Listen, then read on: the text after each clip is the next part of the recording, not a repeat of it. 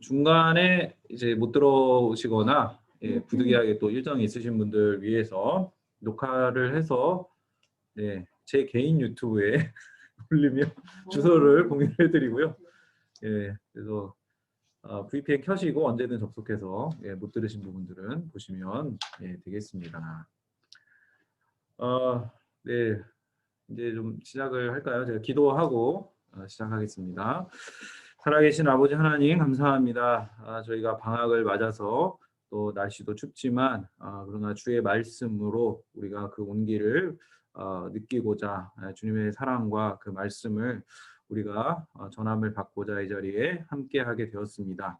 함께 이 자리에 참석하신 분들과 또 줌으로 참석하시는 모든 분들에게 예수 그리스도의 말씀으로 인한 복음의 은혜가 하나님 우리 가운데 나눠지게 하여 주시옵시고 이 요한복음을 통해서 하나님 우리가 정말 예수 그리스도를 바르게 알고 또 온전히 알고 이 복음서가 우리에게 또 알려주시는 바들을 잘 받아 누릴 수 있도록 하나님 5번의 모든 시간 동안 주께서 인도하여 주시옵시고 하나님의 성령으로 하나님 붙들어 주셔서 하나님 기뻐하시는 대로 아버지 하나님 주님 각 우리 듣는 자들에게 은혜를 부어 주시옵시고 성령께서 깨닫는 지혜 허락하여 주시옵소서 예수님의 이름으로 기도드립니다. 아멘. 네, 줌으로 접속하셨는데 현장에 오셨습니다. 네, 감사합니다. 네. 프린트물이 안모자를 쓰신가요? 네. 지금 정희선 집사님 오시고 황혜주 집사님. 네.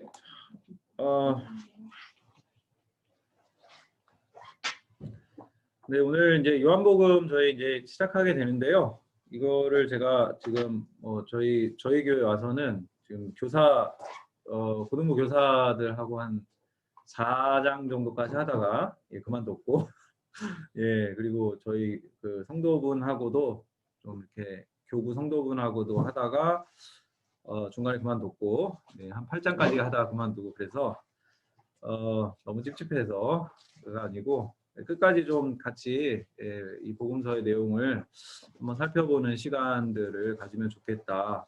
저도 이 공부를 하면서 많이 은혜를 받았고요. 그래서 이 공부는 이제 여러분에게 이제 강의안을 이제 나눠 드렸는데 이제 강의안은 사실 본문이에요. 본문을 이렇게 잘 정리해서 이렇게 편집을 해 놓은 거고요.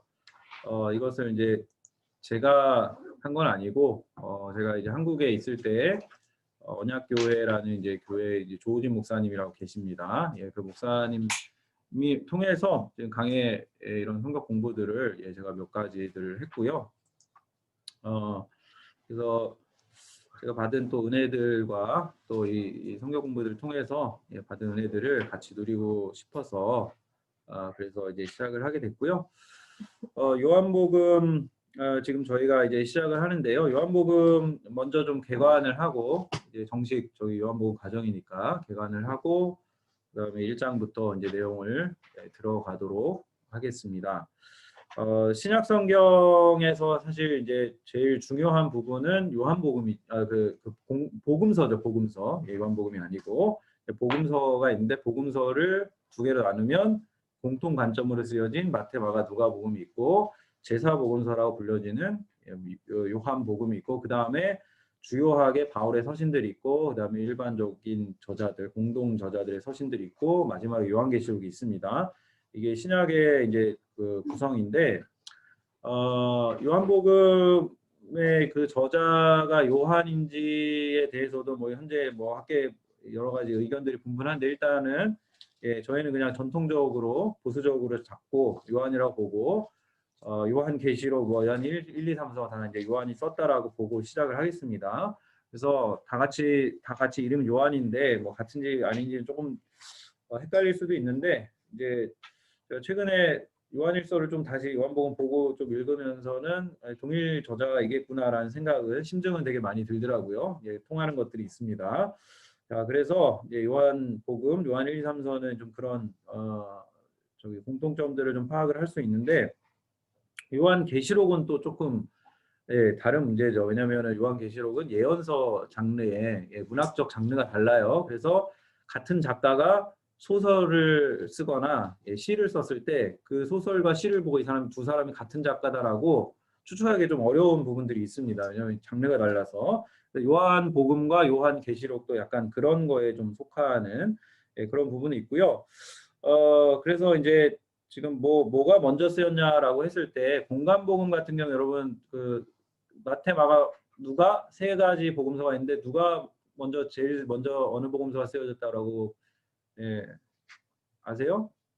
예, 마가가 제일 먼저 쓰여졌다라고 봅니다. 근데 왜 마가가 제일 먼저 쓰여졌다라고 보냐면 분량이 짧아서. 분량이 제일 짧고, 네, 마가는 아마도 이제 베드로와 로마에 같이 있었기 때문에 베드로의 그 목격자적인 증언을 잘 듣고 진 그 기록을 마가 복음서로 남겼을 것이라고 보고, 마태와 누가가 아마 그래서 마가의 복음서를 토대로 마태는 자기의 자료를 또 누가는 자기의 자료를 네. 네, 지금 다 수락이 됐습니다. 네. 네. 네, 죄송합니다. 이 대기실 모드가 제가 원치 않던 모드였는데 네. 네, 유년부 줌을 빌리다 보니까 이런 내일은 이런 일이 없도록 그래서 제가 계속 지금 채팅창 보고 신청하시는 대로 바로 대기 수락하고 있습니다.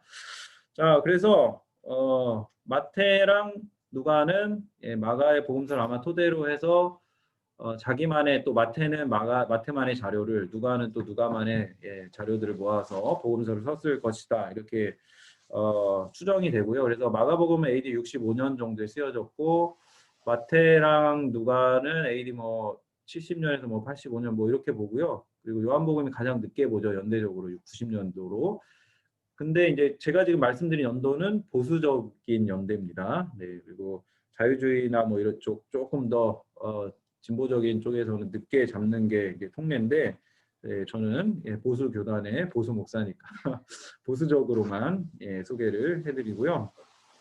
자, 그래서 이제 요한복음 예를 들어서 그래서 요한복음과 요한일서 중에 그럼 뭐가 먼저 쓰였냐라고 할 때는 분량의 기준 마가복음처럼 분량의 기준으로 하면 요한일서가 먼저 쓰여졌겠구나라고 볼 수도 있는데 그게 또 딱 마가복음처럼 딱 그렇게 정해지기가 또 어려운 것도 사실입니다. 그래서 요한일서 같은 경우에는 이제 구조를 나누기 마련인데 요한일서 5장이잖아요. 그래서 하나님은 빛이다. 그리고 그 비친 성도가 어떻게 살아야 되는지 하나, 둘, 셋, 넷, 다섯 가지 이야기가 나오고 후반부에 하나님 아버지시다. 그리고 그 아버지를 둔 자녀가 어떻게 살아야 하는지 하나, 둘, 셋, 다섯, 넷 이렇게 주제가 이런 식으로 진행이 되는데 요한일서의 특징적인 거는 예수님이 육체로 오신 것을 부인하는 사람들이 있다. 그런 내용들이 있는데 요한복음에는 그런 내용에 대한 그런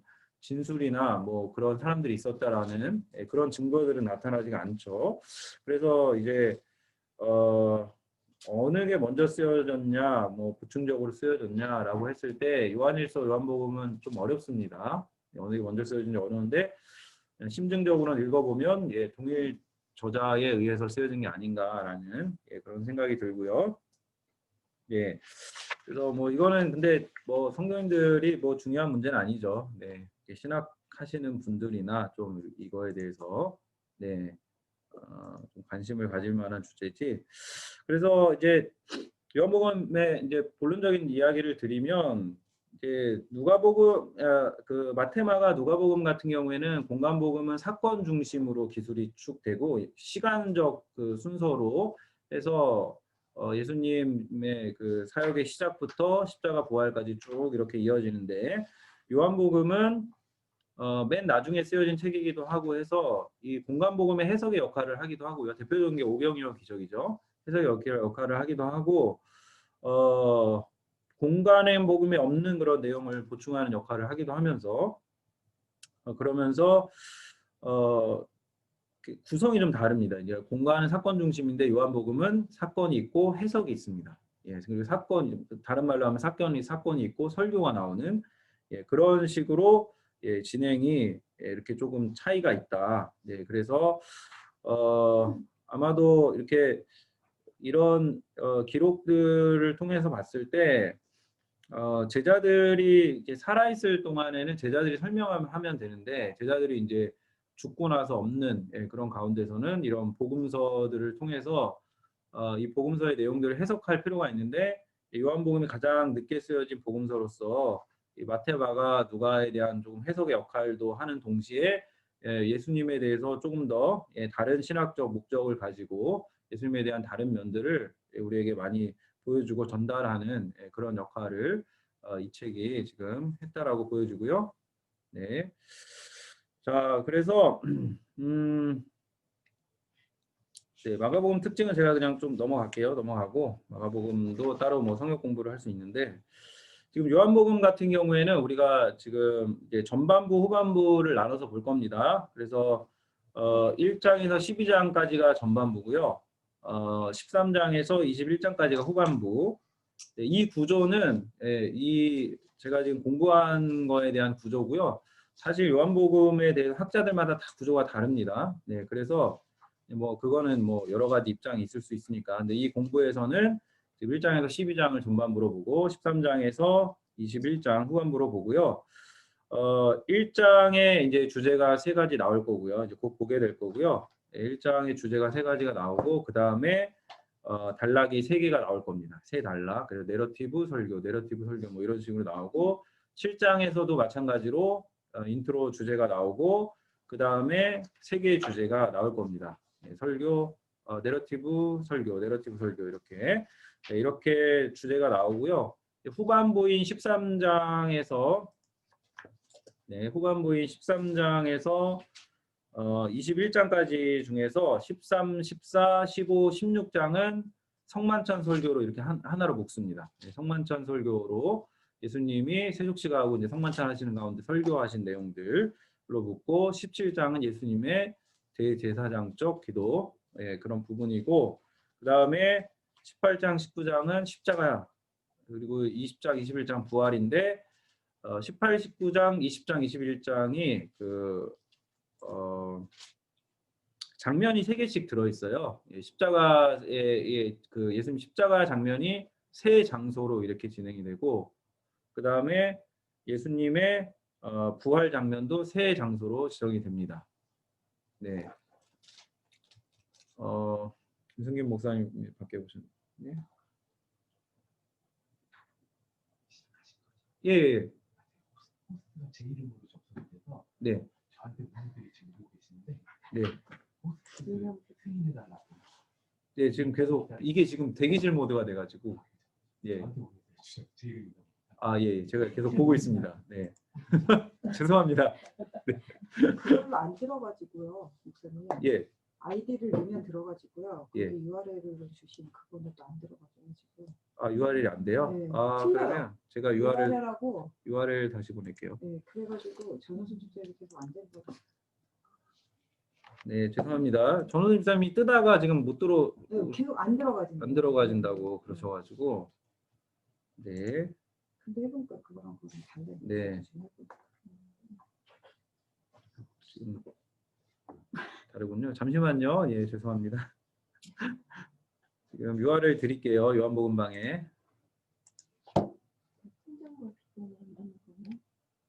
네. 요거 접속하시면 될 것 같습니다. 지금 요한복음방에. 네.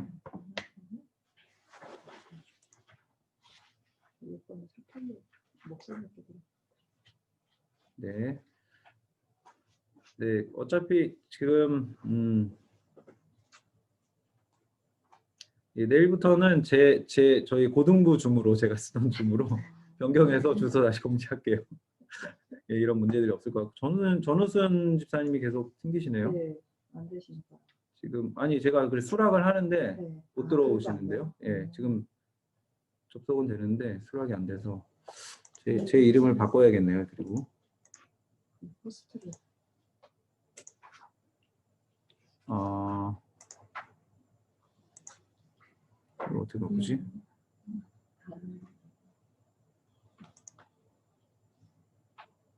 이름 바꾸기.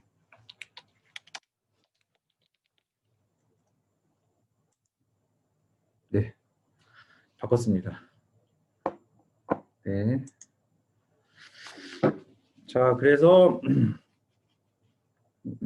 예, 전반부, 후반부 이렇게 확연히 갈리고요. 근데 이제 공통적인 내용이 진행이 됩니다. 예수님이 누구신가에 대해서 예, 전반부도 설명을 하고 있고 후반부도 예수님 누구신가, 예, 그리고 설교 있고 내러티브 사건 있고 설교 있고 뭐 이런 식으로 예, 구성이 되니까요. 예, 차근차근 보면서 내용들을 좀 확인하도록 네, 그렇게 하겠습니다. 예, 우리 전우순 예, 집사님 들어오셔야 되는데 계속 지금 왜 튕기는지는 예, 다른 분들 잘 들어오셨는데 예, 예, 하나는 들어오셨네요. 근데 이름으로 들어온 게 있는데 알겠습니다. 자, 네, 요한복음 제가 이제 파일은 공유를 해드렸는데 네, 그 파일로 보시면 더 편하긴 하고요. 아니면은 이제 성경 그냥 펴서 네, 성경 자체로 예, 보셔도 되겠습니다. 자, 요한복음 1장 예, 먼저 1절에서 18절까지 인트로덕션 볼 건데요. 1절에서 4절까지 예, 이미경 권사님 먼저 좀 읽어주십시오. 태초에 말씀이 계시니라. 이 말씀이 하나님과 함께 계셨으니 이 말씀은 곧 하나님이시라. 그가 태초에 하나님과 함께 계셨고 만물이 그로 말미암아 지은 바 되었으니 지은 것이 하나도 그가 없이는 된 것이 없느니라. 그 안에 생명이 있었으니 이 생명은 사람들의 빛이라. 아멘. 네. 요한복음은 창세기랑 굉장히 좀 비슷하게 예, 태초부터 예, 이 복음의 시작을 태초부터 계셨던 말씀이 있었고 이 말씀이 하나님과 함께 계셨고 이 말씀이 곧 하나님이시다. 네. 뭐 이거에 대해서 사실 여러 가지 우리가 해석들을 할 수 있는데 그냥 이제 믿으면 됩니다. 네. 믿고 받으시면 되고요. 뭐 굳이 설명을 하자면 여기 그 태초의 말씀을 로고스라는 헬라어를 차용하는데 그렇죠? 그래서 원래 로고스는 그리스 철학의 개념의 용어죠. 그래서 이원론적인 어떤 개념에서 신적 로고스, 신적 로고스 이성이 우주를 창조했다라고 보는데 그 신적 로고스가 누구냐 할 때 그 신적 로고스가 성자 예수님, 성자 하나님이다. 그래서 굉장히 이 저자 요한이 신학적 창의성을 가지고 예수님의 본질과 정체성과 사역을 설명할 때 아주 잘 이것을 활용하고 응용하는, 그러니까 철학에도 굉장히 뛰어났던 예, 저자였던 것 같습니다.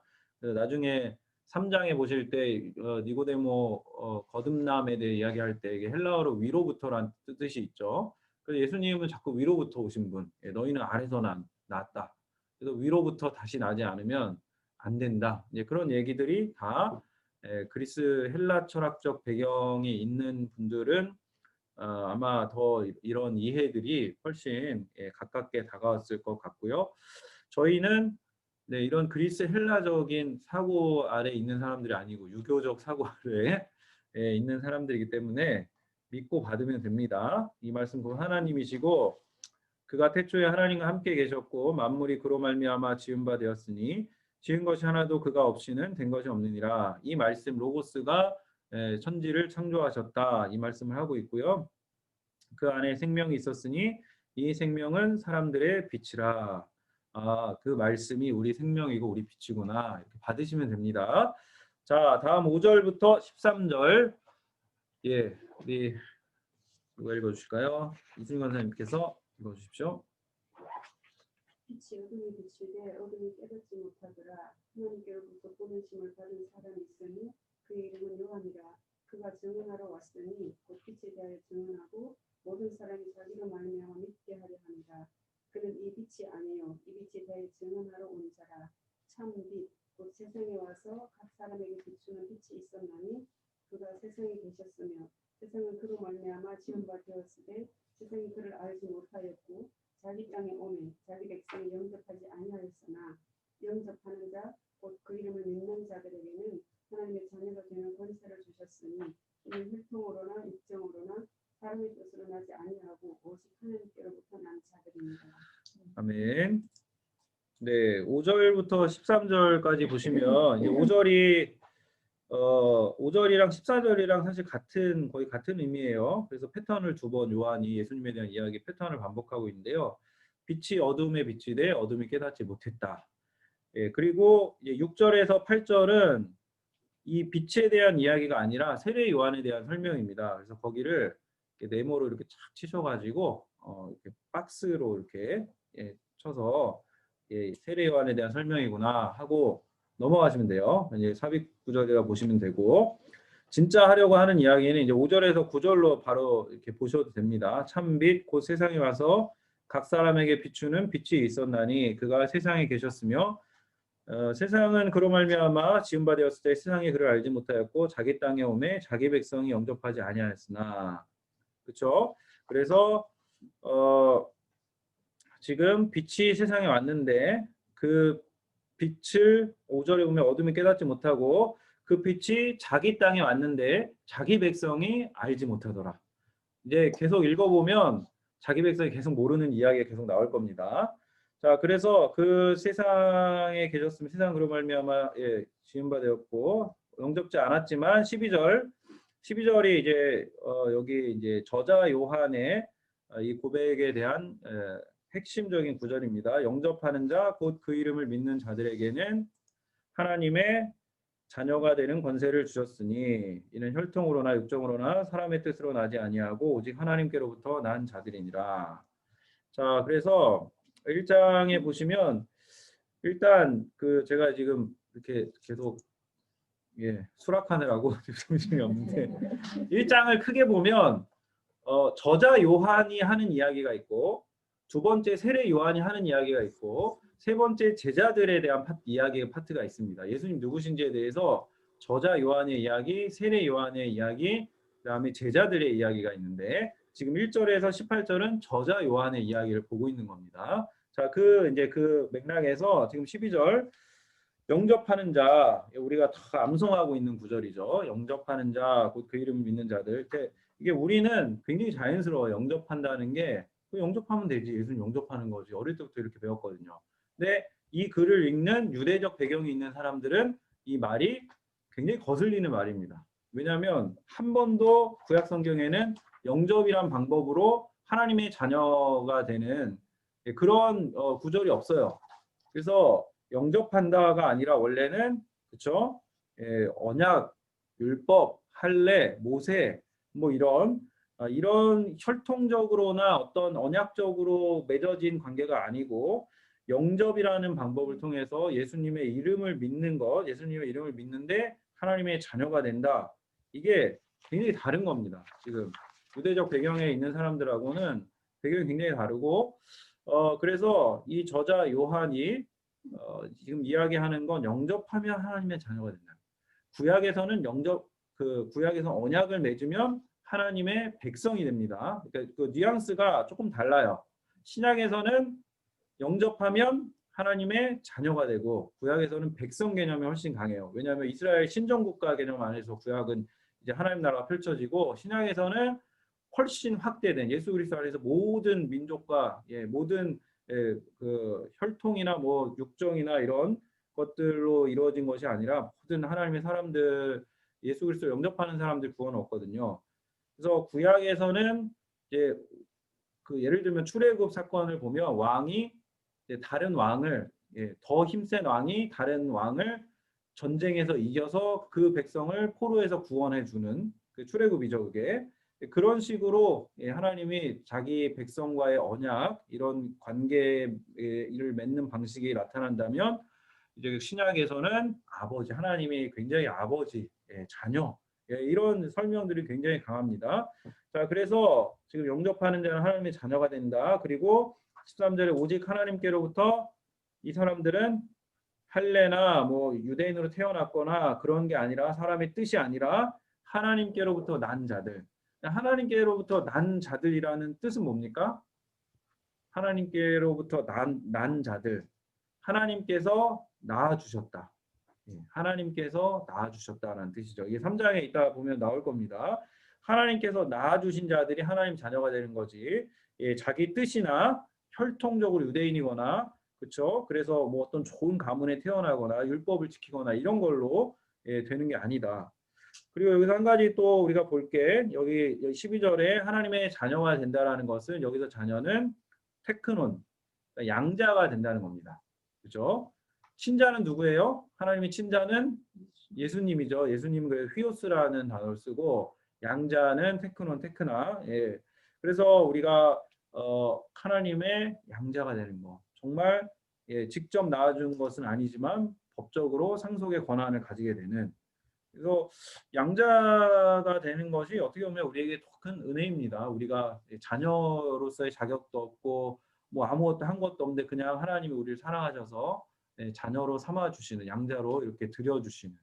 예, 저희가 최근에 보니까 어떤 서울에 있는 어떤 교회 목사님도 이렇게 입양을 하셨더라고요. 그래서 우리 가족으로 우리가 하나님 자녀 된 것처럼 저도 입양을 했습니다. 굉장히 좀 이렇게 보면서 참 은혜가 되던데, 그러니까 우리가 낳은 자녀는 그렇죠, 당연히 우리 자녀죠. 근데 예, 누군가 다른 사람 받는 거 굉장히 어려운 겁니다. 현실에서. 그런데 하나님이 우리를 그렇게 받아주신다. 양자로도 받아주신다. 지금 이 말씀을 여기서 하고 있고요. 그래서 12절이 중요하다. 영접하는 자 하나님의 자녀가 된다. 이게 지금 요한이 말하는 첫 번째 진리고요. 자, 14절에서 18절 말씀 우리 정인선 집사님 읽어주십시오. 말씀이 육신이 되어 우리 가운데 거하시네. 우리가 그의 영광을 보니 아버지의 독생자의 영광이요 은혜와 진리가 충만하더라.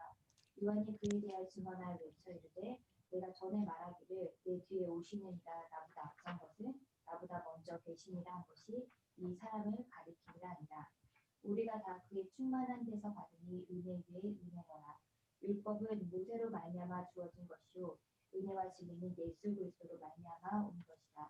본래 하나님을 본 사람이 없되 아버지 품속에 있는 독생하신 하나님이 나타나셨습니다. 아멘. 네, 14절부터 18절까지 말씀 보시면 14절에 5절이랑 같은 표현입니다. 말씀이 육신이 되어 우리 가운데 거하심에, 이 로고스가 육체로 오셔서 우리 가운데 거하셨다. 우리가 그의 영광을 보니 아버지 독생자의 영광이요, 영광이 나타납니다. 그리고 은혜와 진리가 충만하더라. 15절도 마찬가지로 이 빛에 대한 이야기가 아니라 세례 요한에 대한 설명이거든요. 똑같이 박스를 이렇게 치시면 됩니다. 똑같이 박스를 좀 치시고 14절에 16절 보시면 우리가 다 그의 충만한 데서 받으니 은혜 위에 은혜로라. 자, 은혜 위에 은혜인데 여기 첫 번째 은혜는 뭐고 두 번째 은혜는 뭡니까? 첫 번째 은혜는 율법이고 하나님 이미 주셨던 은혜고, 두 번째 은혜는 예수 그리스도가 주시는 것. 예, 그것이 두 번째 은혜죠. 그래서 율법은, 왜냐하면 이게 지금 17절에 그게 설명이 나온 거예요. 율법은 모세로 말미암아 주어진 것. 첫 번째 은혜. 두 번째 은혜와 진리는 예수 그리스도로 말미암아 온 것이라. 본래 하나님을 본 사람이 없으되 아버지 품속에 있는 독생하신 하나님이 나타내셨느니라. 그래서 다른 공간복음서랑 달리 그냥 예수님 바로 하나님이다라고 1장부터 선언해버립니다. 요한복음이. 그게 차이점입니다.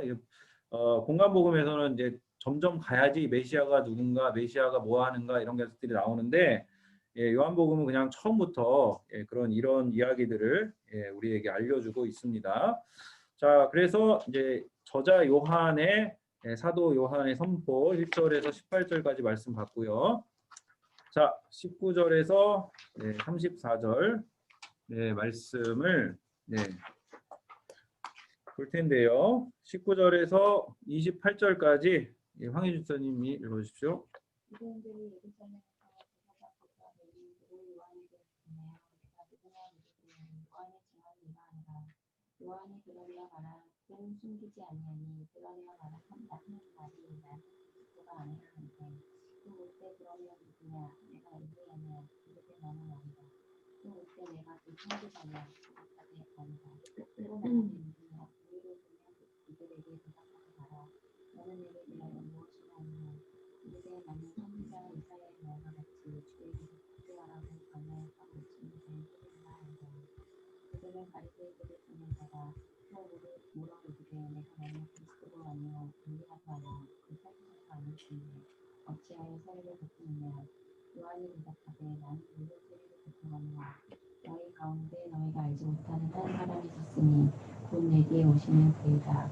나는 그의 신발끈을 풀기도 감당하지 못하겠노라 하더라. 이 일은 요한이 세례 베풀던 곳 요단강 건너편 배단 위에서 일어난 일입니다.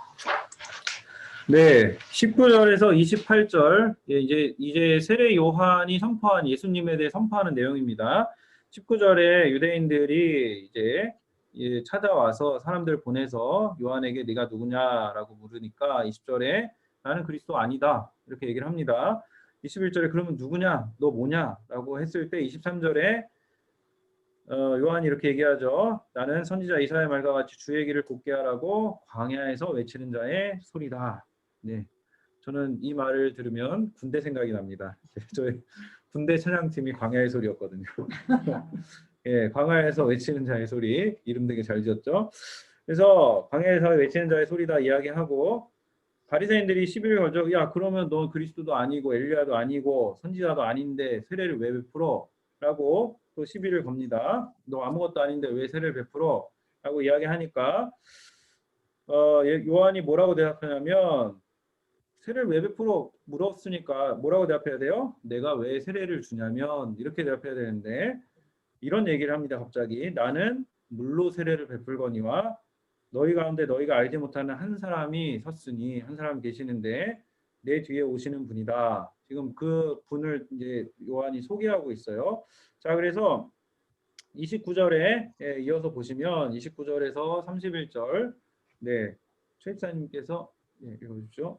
이튿날 요한이 예수께서 자기에게 나오시는 보고 이르되 보라 세상 죄를 지도가는 하나님이 없는 영이로다. 내가 전에 말하기를 내 뒤에 오는 사람이 있는데 나보다 앞선 것은 그가 나보다 먼저 계시다는 것이 이 사람을 가리킨다. 나도 그를 알지 못하였으나 내가 와서 물로 세례를 베푸는 것은 그를 이스라엘에 나타내려 함이라 한다. 아멘. 예, 29절에 31절에 보시면 이제 그 26절에 한 사람이 섰다라고 했는데 그 한 사람이 바로 이 사람 29절에 소개를 합니다. 예수께서 자기에게 나와 오심을 보고 이르되 보라 세상 죄를 지고 가는 하나님의 어린 양이다. 자, 이 표현을 합니다. 굉장히 중요한 표현입니다. 이것도 유대인들 받아들일 수 없는 구약에 익숙한 사람들 받아들일 수 없는 표현입니다. 세상 죄를 지고 가는 하나님의 어린 양. 왜 못 봤냐면 여러분 구약에 보면은 제사를 드리면 죄 용서를 받는데 제사는 누가 드리는 겁니까? 죄를 지은 사람이 제물을 끌고 와서 안수하고 각을 다 뜨고 제사장은 그 제사인이 다 수고한 것만 올려서 제사를 드리는 겁니다. 자, 그런데 메커니즘 어떻게 돼요? 내가 죄를 지었어요. 그러면 내가 지은 죄에 대해서 내가 짐승을 가져와서 내가 제사를 드려요. 근데 여기 말씀해 보면 보라 세상 죄를 지고 가는 하나님의 어린 양이다. 하나님이 보내신 이 예수 그리스도, 하나님의 아들은 어떻게 하시는가? 세상이 죄를 지었는데 세상이 하나님을 알지도 못해요. 빛이 어둠에 비쳤는데 모르고 자기 백성에 가는데 영접하지 않아요. 그런데도 세상의 죄를 지었는데 세상이 요청하지도 않았는데 그냥 그 죄를 지고 하나님의 어린 양이 그 죄를 지고 제물이 된다. 지금 이런 얘기입니다. 예, 그래서 이게 좀 받아들이기 어려워요. 그렇죠? 밥을 먹으면 누가 배불러요? 내가 배부르지. 우리 권사님 배부른 거 아니잖아요. 그렇죠? 예, 근데 지금 그런 식이에요. 나는 아무것도 안 했는데 하나님의 어린 양이 와서 하나님의 어린 양이 희생당해서 내가 죄가 사해지는 그런 우리가 이해하기에는 우리의 어떤 그 인간적인 논리로 이해할 수가 없는 그런 일들이 여기 지금 펼쳐지고 있는데 이게 예수 그리스도가 누구신가 했을 때 예수님은 세상 죄를 지고 가는 하나님의 어린 양이다. 지금 이런 이야기를 하고 있는 겁니다. 네, 그래서 이게 우리가 소위 말하는 대속의 은혜죠. 예수님이 우리 대신 죄를 사해 주신다.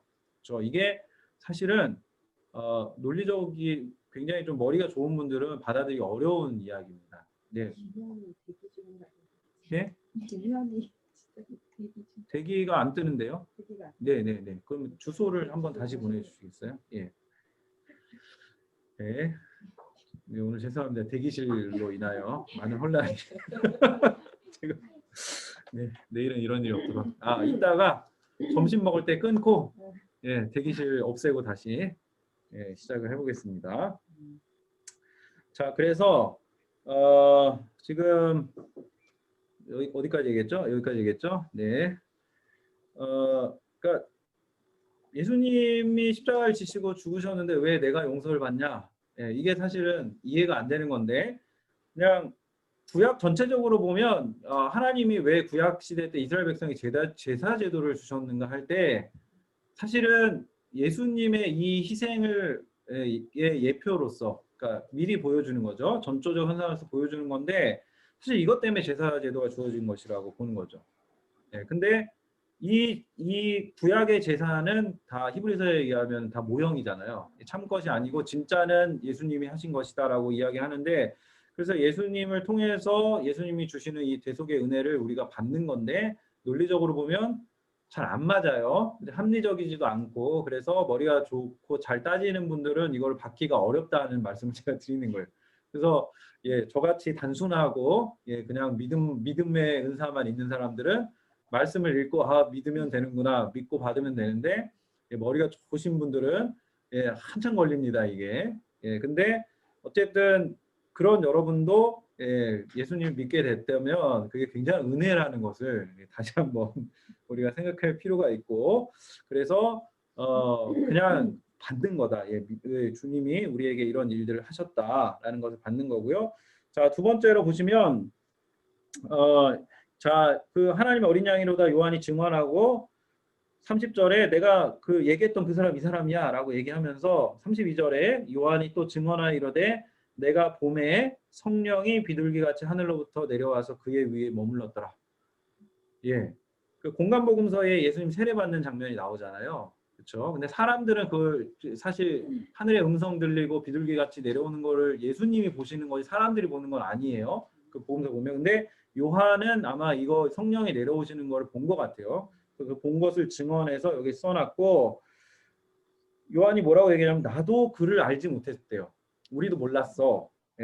그런데 성령이 내려서 머무는 것을 보거든 그가 어떤 분인 줄 알라? 성령으로 세례를 베푸는 분인 줄 알라. 자, 이게 두 번째 중요한 겁니다. 29절에 지금 이 예수님에 대한 소개, 33절에 예수님이 어떤 분인가? 성령으로 세례를 베푸시는 분이다. 이게 중요한 겁니다. 그렇죠? 그래서 물로 세례를 주는 거는 물로 세례를 주는 건 요한이 주지만 지금 성령으로 세례를 주시는 건 예수님이 주시는 겁니다. 그런데 성령의 세례는 우리 오순절 순복음교단에서 얘기하듯이 예수 믿고 구원 얻은 다음에 성령 세례 받아야 진짜 구원받거나 성령 세례 받아야 방언받거나 이런 성령 세례가 아니라 성령으로 세례 받은 우리가 믿고 영접하게 되는 세례를 말하는 거죠. 그렇죠? 그래서 우리가 물 세례를 받기 전에 성령 세례가 임합니다. 예수 그리스도를 믿음으로 영접하면. 그렇죠? 그래서 물세례 받는 것이 당연한 수순이고 좋은데 물세례 못 받아도 설사 못 받아도 성령으로 세례 받으면 구원 받고 천국에 갈 수 있는 겁니다. 그렇죠? 자, 그래서 이게 순복음에서 이해하는 거랑 조금 다른 부분이 있다. 그래서 예수님에 대해서 지금 요한이 소개하는 것 두 가지, 세상 죄를 지고 가는 하나님의 어린 양이다. 두 번째, 그분은 성령으로 세례를 베푸시는 분이다. 자, 이것을 우리가 좀 기억을 해놓고, 그렇죠? 앞에 지금 뭐라 그랬어요? 앞부분에 저자 요한이 예수님에 대해서 묘사한 게 두 가지 있었죠. 영접하는 자는 하나님의 자녀가 된다. 또 한 가지 뭐였어요? 그분은 모세는 율법을 뒀지만 그분은 은혜 위에 은혜. 두 번째 은혜가 뭐예요? 은혜와 진리를 주신다. 지금 그거였죠. 그리고 지금 세례 요한의 선포 가운데 나온 내용은 세상 죄를 지고 간 하나님의 어린 양 그리고 성령으로 세례를 베푸시는 분이다. 자, 이렇게 우리가 두 가지 내용을 봤고요. 자, 세 번째 제자들에 대한 내용을 봅니다. 저희 35절에서 이제 51절까지 말씀인데요. 35절에 39절 먼저 보겠습니다. 우리 다음 읽을 차례가 죄송합니다. 지금 이름을 읽을까요? 다 못 외워. 또 이튿날 요한이 자기 제자 중 두 사람과 함께 섰다가 예수께서 거니심을 보고 말하되 보라 하나님의 어린 양이로다. 두 제자가 그의 말을 듣고 예수를 따르고는 예수께서 돌이켜 그 따르는 것을 보시고 물어 이르시되 무엇을 구하느냐 이르되 랍비여 어디 계시오니까 하니 랍비는 번역하면 선생이라. 예수께서 이르시되 와서 보라. 그러므로 그들이 가서 계신 데를 보고 그날 함께 거하니 때가 10시쯤 되었더라. 아멘. 자, 여기 이제 세 번째 파트 제자들의 그 예수님에 대한 고백은 특징이 있습니다. 누가 전도하는가, 누구에게 전도하는가, 그리고 어떤 말을 하는가 메시아에 대해서, 그리고 제자들의 반응, 그리고 예수님이 주시는 은혜. 이 5가지로 관점으로 보면, 자, 35절에 보시면 먼저 첫 번째가 나오죠. 요한이 전도를 합니다. 스승이 제자에게, 거기에 보면 안드레가라고 나오죠. 두 사람과 함께 섰다가 예수님 어리심을 보고 예수님에 대해 뭐라고 말씀합니까? 하나님의 어린 양이다. 네, 어린 양이라고 말하고, 반응은 어떻게 합니까? 37절에 두 제자들이 예수를 따르거늘. 적극적입니다. 그렇죠? 예수님께 가시죠. 예수님이 물어보시죠. 무엇을 구하느냐? 이 말은 반대로 예수님이니까 원하는 걸 줄게 라는 의미로도 볼 수 있습니다. 자, 그러니까 따라가죠. 이 제자들이 따라가고 와서 보라. 그래서 같이 있습니다. 그렇죠? 자, 그리고 두 번째 부분 이제 40절에서 42절 말씀, 김지사님 읽어주십시오. 요한의 말을 듣고 예수를 따르는 두 사람 중에 하나는 시몬 베드로의 형제 안드레라. 그가 먼저 자기의 형제 시몬을 찾아 말하되 우리가 메시아를 만났다 하고, 메시아는 번역하면 그리스도라. 데리고 예수께로 오니 예수께서 보시고 이르시되 내가 요한의 아들 시몬이니 장차 게바라 하리라 하시니라. 게바는 번역하면 베드로라. 아멘. 자, 두 번째 장면도 마찬가지입니다. 안드레, 형제 안드레가 지금 전도하고 누구한테 전도해요? 시몬에게, 시몬 베드로. 그렇죠? 아는 게 많이 없는데 그냥 전도하는 거예요. 내가 만났다. 그렇죠? 우리가 메시아를 만났다. 이 말을 합니다. 그 베드로의 반응이 딱히 나오진 않았어요. 근데 예수님 주신 은혜는 나와 있어요. 42절에 이름을 바꿔 주십니다. 네가 시몬이니 요한의 아들 시몬이 장차 게바라 하리라. 게바란 이름을 주십니다. 자, 43절로 51절 넘어가서 볼게요. 43절 제가 읽을게요. 여기는 이튿날 예수께서 갈릴리로 나가려 하시다가 빌립을 만나 이르시되 나를 따르라 하시니, 빌립은 안드레와 베드로와 한 동네 벳세다 사람이라. 빌립이 나다나엘을 찾아 이르되 모세가 율법에 기록하였고 여러 선지자가 기록한 그 일을 우리가 만났으니 요셉의 아들 나사렛 예수니라. 나다나엘이 이르되 나사렛에서 무슨 선한 것이 날 수 있느냐? 빌립이 이르되 와서 보라 하니라. 예수께서 나다나엘이 자기에게 오는 것을 보시고 그를 가리켜 이르시되 보라, 이는 참으로 이스라엘 사람이라. 그 속에 간사한 것이 없도다. 나다나엘이 이르되 어떻게 나를 아시나이까? 예수께서 대답하여 이르시되 빌립이 너를 부르기 전에 내가 무화과나무 아래에 있을 때에 보았노라. 나다나엘이 대답하되 랍비여, 당신은 하나님의 아들이시오 당신은 이스라엘의 임금이로소이다. 예수께서 대답하여 이르시되 내가 너를 무화과나무 아래에서 보았다 함으로 믿느냐? 이보다 더 큰 일을 보리라. 또 이르시되 진실로 진실로 너희에게 이르노니 하늘이 열리고 하나님의 사자들이 인자 위에 오르락내리락 하는 것을 보리라 하시니라. 아멘. 세 번째 장면인데 빌립이 전도를 합니다. 누구한테요? 나다나엘에게. 빌립이 같은 한 동네 베세다 사람이라고 하고요. 자, 그래서 뭐라고 얘기하냐면 45절에 빌립이 나다나엘 찾아 이르되 모세가 율법에 기록하였고 여러 선지자가 기록한 그 일을 만났다. 그를 만났다라고 얘기합니다.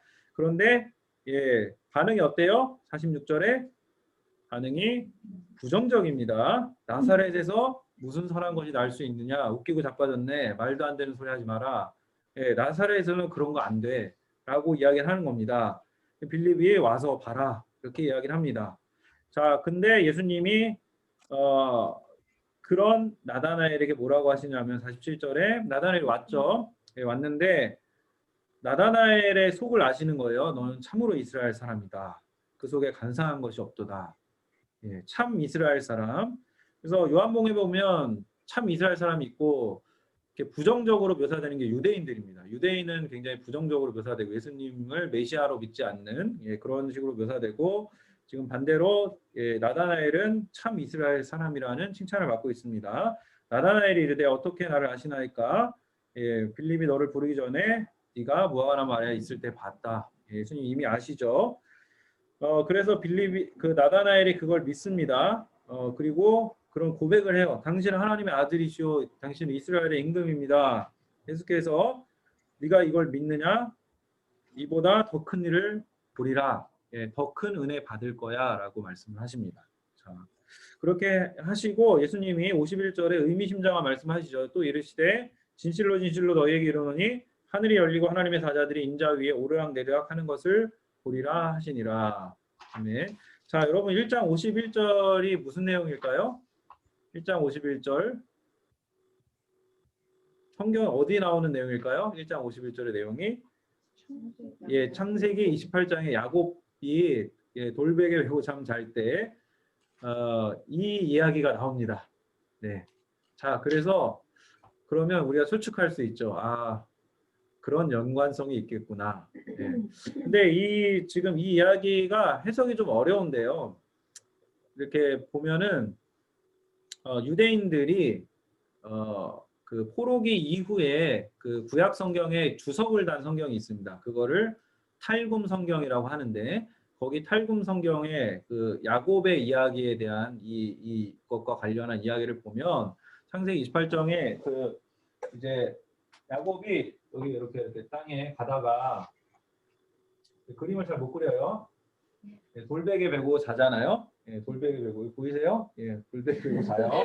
자, 근데 하늘에서 네, 하늘에 사닥다리가 있어가지고 천사들이 오르락 내리락 하는 것을 예, 봤다. 지금 그런 얘기를 합니다. 그렇죠? 그런 오르락 내리락 하더라. 예, 유대인들이 이걸 가지고 네, 탈굼에서 뭐라고 하냐면 원래 하나님 보좌가 있고 그 뒤편에 이 하나님의 그 언약을 이어받을 하나님의 약속의 성취를 이어받을 하나님의 그 아들의 형상이 새겨져 있는데 하나님은 빛이시기 때문에 하나님 광채시기 때문에 너무 찬란하잖아요. 그래서 평소에는 천사들 볼 수가 없는 거예요. 이게 누군지. 예, 근데 창세기 28장에 지금 야곱이 여기 지금 도망치다가 그쵸 바다나 가는 길에 예, 베델이라는 장소라고 나중에 이름을 지었는데 여기에 누워서 자고 있는데 자고 있는 이 야곱이 구약의 이 시조잖아요. 이스라엘의 시조 야곱 이스라엘. 예, 그래서 이 하나님 보좌 뒤에 새겨져 있는 이 형상에 있는 인물이 지금 여기 왔다는 거예요. 그래서 이 천사들이 하늘에서 예, 소문을 듣고서 여기 홍채노에 있는 천사들이 내려왔다 올라왔다 해서 이 야곱의 얼굴을 구경하고 또 여기 구배에 있는 천사들이 예, 내려와서 얼굴 구경하고 왔다 갔다 하면서 예, 자, 이 하나님의 약속을 성취할 예, 이 야곱이 지금 여기 있다라고 이제 거기에 이제 보면 해석이 돼 있어요. 탈굼이라는 성경에. 그래서 왜 유대인들은 이런 식으로 이 이야기를 해석을 했냐면 유대인들이 나중에 포로로 끌려가잖아요. 예, 그렇죠? 포로로 끌려와서 갔다 왔는데 자기들은 정말 그 보잘것없는 문제고 다른 강대국들에 비해 있을 때 보잘것없는 문제고 지금 그냥 유리방황하는 그런 존재잖아요. 근데 자기들의 유대인들의 자기들의 정체성이 사실은 여기서 찾는 거예요. 우리 조상 야곱이 지금 유리방황하잖아요. 지금 도망가가지고 예, 그 팥죽 뺏어먹고 장작만 뺏고 예, 유리방황하고 있는데 사실은 이 야곱이 지금 여기 예, 하늘과 땅을 이어주는 그렇죠? 예, 하늘과 땅을 잇는 이스라엘 민족의 이 시조로서 지금 여기 누워 있는데 야곱이 뭐 하고 있냐? 다 도망치고 있다. 유리방황하고 있다. 근데 그게 그 정체성이 포로 생활하고 포로 귀환한 유대인들 자기들의 정체성에 딱 부합하는 거예요. 그래서 그런 식으로 이제 설명을 하는 거죠. 이 주석을 해석을 달 때.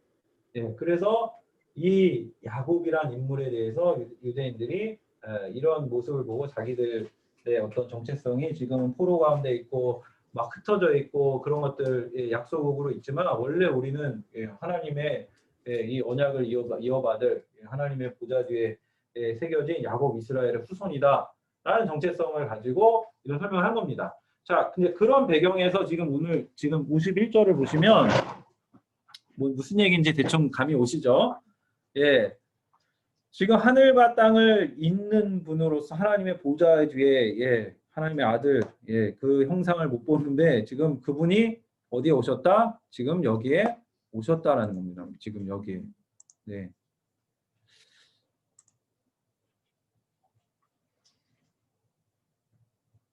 자, 그게 이제 그 51절에 대한 설명이고요.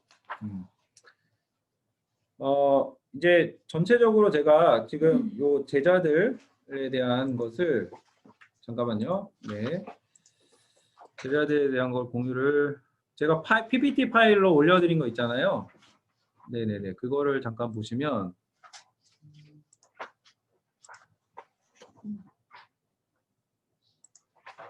네. PPT 파일 보시면 네. 지금 인트로 저희가 지금 인트로 본 게 이렇게 저자 요한 영접하는 자 하나님의 자녀가 됐다.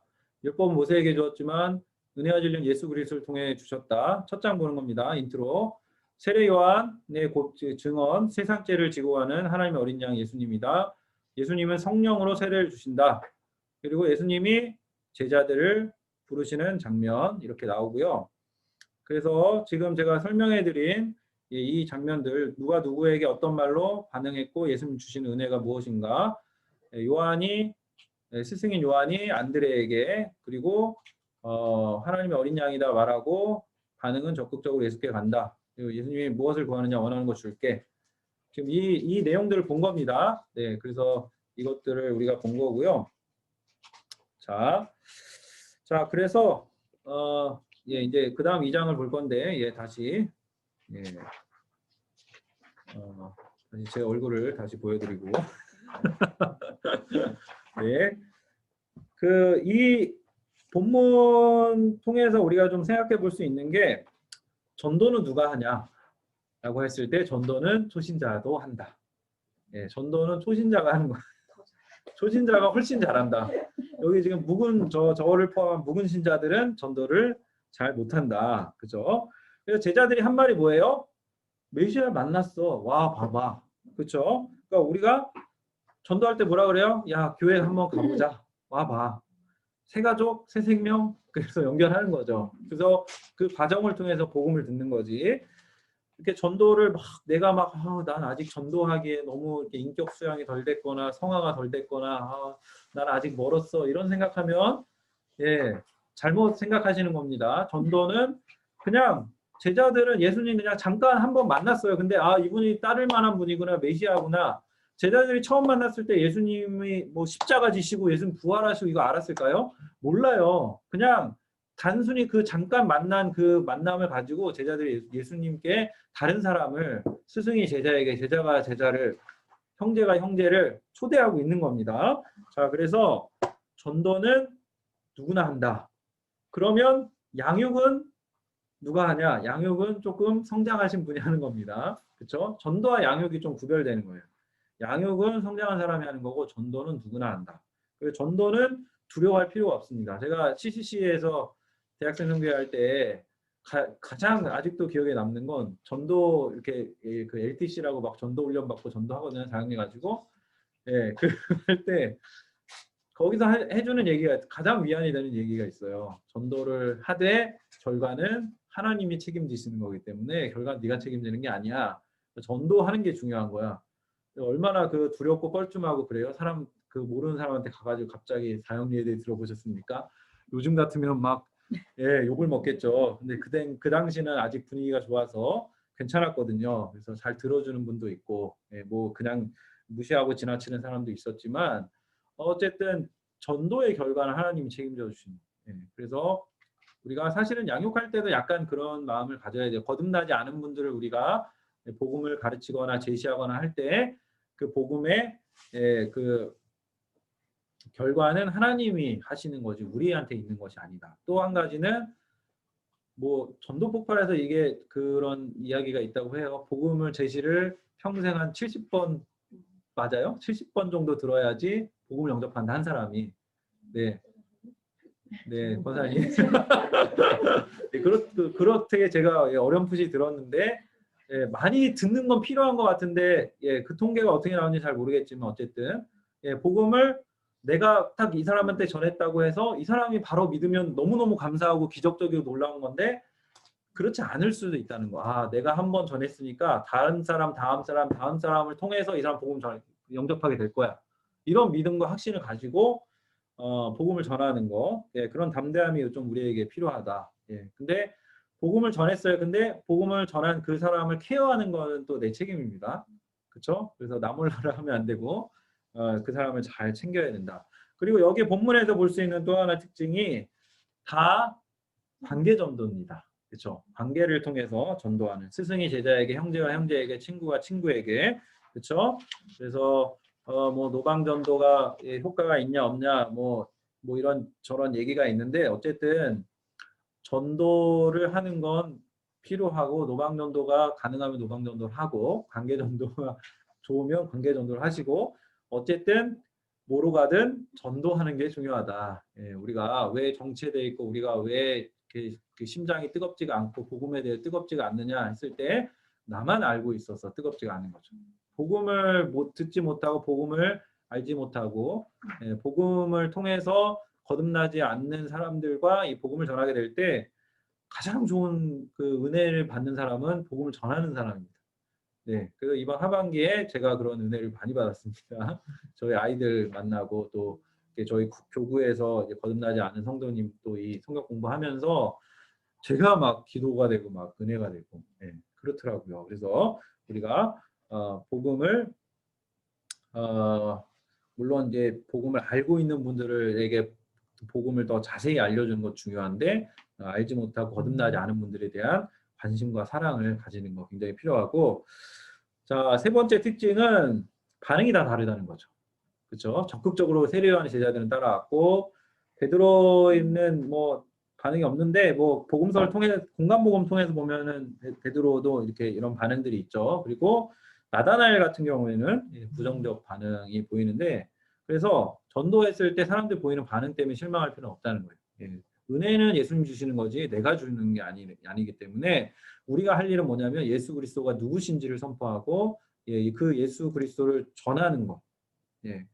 그래서 우리가 예수 그리스도를 잘 몰라도 선포할 수 있습니다. 예, 제자들도 모르는데 그냥 와보라. 모르는데 얘기합니다. 우리도 언제 다 우리가 알 수 있겠어요? 평생 죽을 때까지 예수님을 얼마나 온전히 알 수 있겠습니까? 온전히 알 수가 없어요. 근데 우리에게 주님이 주신 은혜는 예, 그 은혜를 조금이라도 받았으면 그 은혜를 전하라. 주님 말씀하셨기 때문에 그 은혜를 우리는 전하는 자로 네, 서 있는 겁니다. 자, 이게 우리가 1장에서 볼 수 있는 예, 하나님 주신 은혜들이다. 네.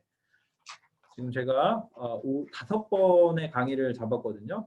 네. 저도 지금 처음 해보는 거라 5일을 꽉 채워서 할지 4일 만에 끝날지 4일 반 정도 할지 잘 모르겠어요. 근데 어쨌든 5일 안에는 다 마칠 수 있을 거라고 보고 예, 속도를 조금 내고 있습니다. 그래서 오늘 저의 개인적인 목표는 4장까지인데 뭐 못 갈 수도 있습니다. 그래서 일단 하는 대로 예, 진도를 한번 예, 나가 보는 걸로 하겠고요. 자, 이어서 2장, 예, 2장을 보겠습니다. 자, 요한복음 2장부터는 이제 내러티브가 나옵니다. 내러티브가 2장에 2개 나오거든요. 가나의 혼인잔치 하나 나오고 그 다음에 성전 청결 사건, 예, 뭐 2가지 나오거든요. 자, 이렇게 2가지가 나오는데 동일한 맥락과 주제 아래에서 진행이 됩니다. 영접하는 자 하나님의 자녀가 되고 은혜와 진리 주님이 부르시는데 그것과 관련된 사건과 설교가 나오는 거라고. 예, 그냥 관련 없는 게 나오는 게 아니라 자, 그래서 이 2가지 사건이 나오는데 첫 번째 사건은 사건만 나오고요. 두 번째 성전 청결 사건은 사건이 나오고 반응이 나오고 나중에 제자들이 깨달은 내용들까지 이제 그렇게 나와요. 그래서 2장 볼 때 어떻게 해석할 거냐면 뒤를 보고 앞을 해석할 거예요. 예, 그래서 제가 지금 해석해 드리는 거는 여러 해석이 있습니다. 그래서 다른 해석도 이따가 소개해 드릴 건데 여러 해석 중에 지금 이런 해석도 있다라는 거, 이렇게 해석할 수도 있다라는 거 여러분들 보여드릴 거예요. 자, 요한복음 2장 자, 1절에서 12절 우리 권사님 읽어주십시오. 사흘째 되던 날 갈릴리 가나에 혼례가 있어 예수의 어머니도 거기 계시고 예수와 그 제자들도 혼례의 청함을 받았더니 포도주가 떨어진지라 예수의 어머니가 예수에게 이르되 저들에게 포도주가 없다 하니 예수께서 이르시되 여자여 나와 무슨 상관이 있나이까 내 때가 아직 이르지 아니하였나이다. 그의 어머니가 하인들에게 이르되 너희에게 무슨 말씀을 하시든지 그대로 하라 하니라. 거기에 유대인의 정결 예식을 따라 2-3 통 드는 돌 항아리 6이 놓였는지라. 예수께서 그들에게 이르시되 항아리에 물을 채우라 하신즉 아기까지 채우니 이제는 떠서 연회장에게 갖다 주라 하심에 갖다 주었더니 연회장은 물로 된 포도주를 맛보고도 어디서 났는지 알지 못하되 물 떠온 하인들은 알더라. 연회장이 신랑을 불러 말하되 사람마다 먼저 좋은 포도주를 내고 취한 후에 낮은 것을 내거늘 그때는 지금까지 좋은 포도주를 두었도다 하니라. 예수께서 이 첫 표적을 갈릴리 가나에서 행하여 그의 영광을 나타내심에 제자들이 그를 믿으니라. 그 후에 예수께서 그 어머니와 형제들과 제자들과 함께 가버나움으로 내려가셨으나 거기에 여러 날 계시지는 아니하시니라. 아멘. 예, 2장 지금 1절에서 12절이 이제 가나의 혼인잔치 우리가 너무나 잘 아는 사건이죠. 본문 내용 어렵지 않습니다. 1절에 보시면 사흘째 되던 날 갈릴리 가나에 혼례가 있어 결혼식이 있는 겁니다. 예수의 어머니도 거기 계시고 예수와 그 제자들도 혼례 청함을 받았더니 아마 가까운 사이였던 것 같아요. 예수님 어머니와 가족들과 저 제자들까지 이렇게 총함을 받은 거 보면 자 3절에 이제 문제가 생기면 사건이 일어납니다. 포도주가 떨어진지라.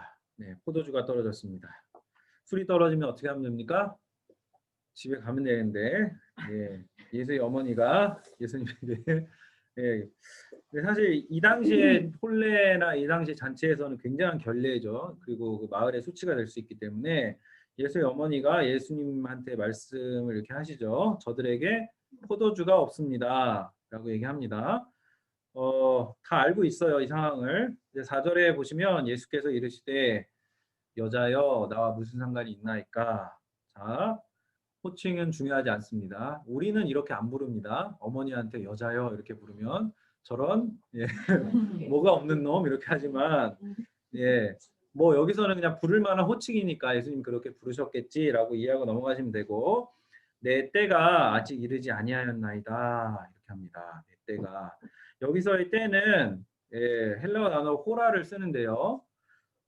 잠깐 설명을 해드리면 이렇게 우리가 이런 설명을 몇 번 이렇게 들으셨을 수도 있어요. 크로노스 헬라의 시간은 우리는 시간이 한 가지지만 헬라 시간은 몇 가지가 있어요. 그래서 크로노스가 있고 카이로스가 있고 호라가 있는데 첫 번째 크로노스는 우리가 그냥 일반적으로 생각하는 시간이에요. 그렇죠? 시계 똑딱똑딱 하면서 흐르는 시간인데 이것도 기본적으로 신의 개념과 신의 영역에 속합니다. 그래서 인간이 이 시간을 거스를 수 없고 바꿀 수 없고 그냥 신이 베풀어준 은혜 속에서 우리가 살아가고 있다. 이게 이제 크로노스고 카이로스는 제가 보기에는 카이로스랑 호라랑 특별히 크게 이렇게 큰 차이는 없는 것 같은데 카이로스도 그 갈라디아서 4장 4절에 때가 참에 여자를 통해 아들이 여자를 통해 나셨다 거기 할 때 그 때가 이제 카이로스 시간인데 어떤 하나의 사건이 일어나기 위해서 다른 모든 사건이 준비가 되는 때 이게 카이로스입니다. 그래서 제가 하는 설명을 들으시면 카이로스랑 호라랑 그렇게 큰 차이는 없네. 근데 또 구별은 또 이제 하는 분들이 있고, 제가 이 공부할 때도 이거를 구별을 하시더라고요. 근데 이제 히브리인들 사고에서는 호라라는 시간인데 조건이 충족된 상황을 호라의 시간이라고 합니다. 그렇죠? 그래서 남자가 여자한테 청혼했어요. 자, 우리 결혼하자라고 했을 때, 그래 일주일 후에 하자. 이러면 카이로스의 시간이래요. 근데 여자가 이렇게 대답합니다. 사랑한다는 확신이 들 때 내가 대답해 줄게. 네, 그럼 이게 무슨 시간이냐? 이게 호라의 시간이라고. 네, 이해가 되시나요? 네, 그래서 예수님이 성전의 산을 보시고 제자들도 보면서 제자들이 저 성전 의리의리하지 않습니까? 대단하지 않습니까? 할 때 저 성전이 돌 하나도 남지 않고 다 무너질 거야 라고 했을 때 그 징조와 때가 어떠합니까? 라고 물을 때 그때도 그 징조와 때 할 때도 호랍니다. 그때가 언제냐라고 할 때 이런 일이 일어나면 이 징조가 이루어질 거야 라고 이야기를 합니다. 자, 그래서 여기 지금 내 때는 그런 때입니다. 호라의 때라고 보시면 되고 예수님 말씀하신 때가 아직 이르지 않았는데 어머니가 말씀하신 거예요. 5절에 보시면 그의 어머니가 하인들에게 이르되 너희에게 무슨 말씀을 하시든지 그대로 하라. 네, 어머니가 아직 더 셉니다. 네, 아들한테 그냥 해라. 내가 말했는데 이렇게 하시죠. 6절에 보면 거기에 유대인의 정결 예식을 따라 두세 통 드는 도량 아래 6이 놓였는지라. 네, 이게 과거에는 뭐 이게 해석에 있어서는 이게 별 하나도 안 중요합니다. 과거에는 그 어거스틴이나 오리겐이나 이 풍유적 해석이라고 해서 알레고리컬하게 해서 도랑아리가 왜 하필 6개인가? 도랑아리의 재료가 왜 하필 돌인가? 이거 가지고 영적 의미를 찾으는 노력들 많이 했는데 잘못 해석하기가 너무 오류를 범하기 너무 쉬운 해석들이고, 근데 최근에 이런 구절들이 굉장히 중요하게 부각되는 이유가 한 가지는 복음서에 대해서 최근에 복음서에 대한 뭐 여러 가지 흠을 잡으려는 시도들이 20세기에 많이 있었는데, 복음서가 뭐 짜집기다, 편집이다, 가상의 이야기다, 뭐 예수의 제자들이 예수를 신격화하기 위해 썼다, 뭐 이런 여러 가지 공격들이 있었는데, 최근에 이제 학자들이 복음서는 목격자들의 증언이다 라는 이야기를 해요. 목격자들의 증언을 토대로 쓰여진 책이다. 그래서 거짓말일 수 없고 가짜일 수 없고 거기에 있는 내용들 다 진짜다라고 할 때 그 증거의 구절들로 이런 구절들이 쓰여진 겁니다. 가나 혼인잔치의 목격자가 아니면 이게 돌 항아리인지 뭐 사기로 만든 건지 어떻게 아냐? 6개가 놓였는지 어떻게 아냐? 목격자들의 증언으로서의 복음서가 쓰여졌기 때문에 이런 구체적인 증거들이, 정황들이 여기 다 담겨 있는 거지, 꾸며서 쓰면 도저히 쓸 수 없는 내용들이다. 그런 의미에서 이런 구절도 중요하다라고 보고 있고요. 자, 7절에 보시면 예수께서 그들에게 이르시되 항아리에 물을 채워라. 그렇죠? 물을 채웠어요. 그럼 9절에 연회장의 손님들은 모르고 누군 알아요? 물돈 하인들은 알더라. 지금 하인들은 알아요. 그래서 연회장이 신랑을 불러서 사람마다 먼저 좋은 포도주를 내고 취한 후에 낮은 것을 내거늘, 2가지 다 좋은데 지금 마신 포도주 너무 좋다 이 얘기를 하죠. 그래서 첫 번째 결과가 이겁니다. 그대는 지금까지 좋은 포도주를 두었도다. 첫 번째 결과가 뭐냐면 사람들이 좋은 포도주를 마셨다. 예수님의 기적으로 인한, 예수님의 기적을 결과로 첫 번째 결과, 사람들이 좋은 포도주 마셨다. 그리고 두 번째 결과가 11절에 있습니다. 예수께서 이 첫 표적을 갈릴리 가나에서 행하여 그의 영광을 나타내심에. 그죠? 자, 1장에 보시면 빛이 어둠에 비쳤는데 깨닫지 못하고 자기 백성에게 왔는데 자기 백성이 알지 못해요. 근데 지금 그 빛의 영광이 나타나니까 무슨 결과가 나타나냐면 제자들이 그를 믿으니라. 이게 두 번째 결과입니다.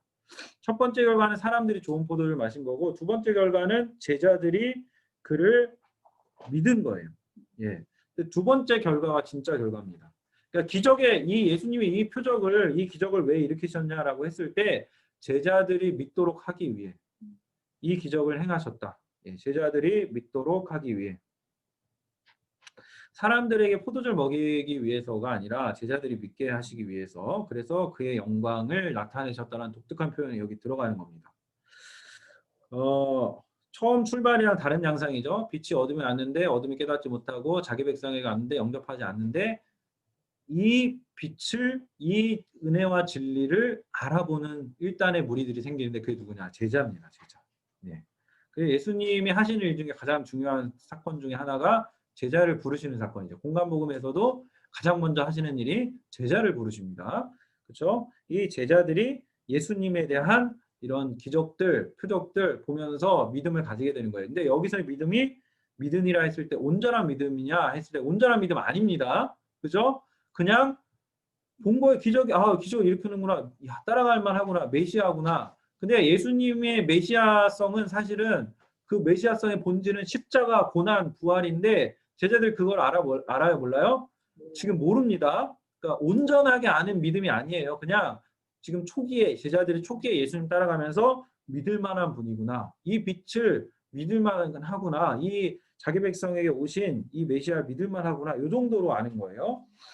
자, 그래서 결과적으로 보시면 혜택을 받는 사람이 있고 믿음을 얻는 사람이 다릅니다. 혜택을 받는 사람, 믿음을 얻는 사람. 믿음을 얻는 사람은 제자들이고 혜택을 얻는 사람은 포도주 마신 사람들. 그렇죠? 혜택을 받았다고 믿음을 얻는 건 아니다. 한창 한국교회에서 그 고지론 같은 게 유행했어요. 저기 강남의 대형교회들이나 이런 대형교회들에서, 야, 높은 데 올라가서 너네 떵떵거리고 잘 살아서 거기서 도덕적으로 살아서 빛과 소금이 되면 어떻게 해요? 선한 영향력을 끼칠 거야 라고 하지만 그 선한 영향력이란 게 생겨요. 그렇죠? 그래서 선한 영향력을 하지만 선한 영향력을 베풀었다고 해서 그 사람들이 선한 영향력을 받다고 해서 예수님 믿는 거 아닙니다. 그 차이를 우리가 분명히 알아야 됩니다. 그러니까 이미지적으로 좋은 일들을 하는 것들은 필요합니다. 필요한 부분이지만 그렇다고 해서 우리가 복음을 직접 전해서 예수 그리스도를 전하지 않으면 예수 그리스도를 직접 믿게 되지는 않는다라는 거. 그렇죠? 그래서 혜택을 사람들이 그리스도인들이 잘 돼서 그 그리스도인으로 인한 혜택을 받을 수 있지만 그 사람이 사장이 돼서 그 사원들에게 복지를 베풀 수 있지만 그 사원들이 그 사장이 착하고 복지를 베푼다고 해서 예수를 믿는 건 아니라고요. 그 사장의 그 사장의 복음을 직접적으로 전하는 것을 통해서 그 주님께 돌아오게 되는 거죠. 물론 이제 긍정적 효과는 거기서 부수적으로 따라오는 건 있지만 이렇게 좋은 사장님이면 믿는 거면 나도 믿어야지. 뭐 이럴 수는 있겠죠. 그럴 수는 있는데 우리가 물론 반대가 돼서도 안 되겠지만 저 사장님 믿는 예수는 나는 안 믿겠다. 이러면 문제가 되는 겁니다. 그죠? 근데 그래도 제가 보면은 우리 여기 저희 상해 한인연합교회 이랜드 직원분들 많으신데 제가 만난 분들은 다 그래도 굉장히 좀 좋아하시더라고요. 믿음의 기업이고 또 그런 그 안에서 믿음을 잘 지키시고 좋은 믿음을 가진 분들이 참 많은 것들을 볼 때 제가 굉장히 감사하게 되더라고요. 자, 그래서 우리가 아까도 말씀드렸지만 우리가 행함이 좀 부족하고 막 복음 전했는데 너나 믿어라 뭐 이렇게 비난을 들어도 내 행실이 비록 부족하고 모자라도 아까 우리가 본 것처럼 복음을 전해야 됩니다. 복음 전하는 건 복음 전하는 거고 내가 삶을 사는 건 오래 걸리는 일이기 때문에 내 성격이 어떻게 한 번에 바뀌겠어요. 그렇죠? 이렇게 성격이 개떡 같아도 속된 말로 그래도 전도는 하는 거고 개떡 같아도 내가 예수 믿으니까 이 정도지. 그렇죠? 그냥 이렇게 생각하고 그렇게 전해야지 막 너무 이런저런 거 생각하면 안 되고 그래서 여기 지금 사건을 보시면 그렇게 제자들이 믿고 12절에 보시면 예수께서 그 형제들 제자들과 함께 가버나움으로 내려가셨으나 가버나움은 베드로 교회도 있고 집도 있고 직장도 있던 곳이죠. 가버나움 내려가셨으나 여러 날 계시지 아니하시더라. 여러 날 계시지 않으세요. 예수님 한 장소에 머물러 있지 않으세요. 마가복음에 보면은 내가 다른 데로 가자. 내가 이를 위하여 왔다. 예수님 전도가 목적이기 때문에 다른 데로 바로 이동하십니다. 자, 그래서 예수님이 지금 우리에게 보여주시는 것들이 지금 제자들에게 이 사건은 믿음을 주기 위한 사건이구나. 사건만 있어요. 그렇죠? 이 사건의 메시지가 무엇인가에 대해서 해석이 여러 가지가 할 수 있는데 뭐 김세현 교수님 같은 경우에는 이제 이 2장의 이 포도주 그 가나 혼인 잔치 사건을 이제 유대인들에 대비해서 설명을 합니다. 그래서 잔치에 포도주가 떨어졌어요. 흥이 떨어진 잔치 유대교예요. 근데 이제 예수님 새 포도주를 주세요. 새로운 흥을 불러일으키세요. 그게 예수님이 주시는 은혜라고 해석을 합니다. 저는 그것도 맞다라고 봅니다.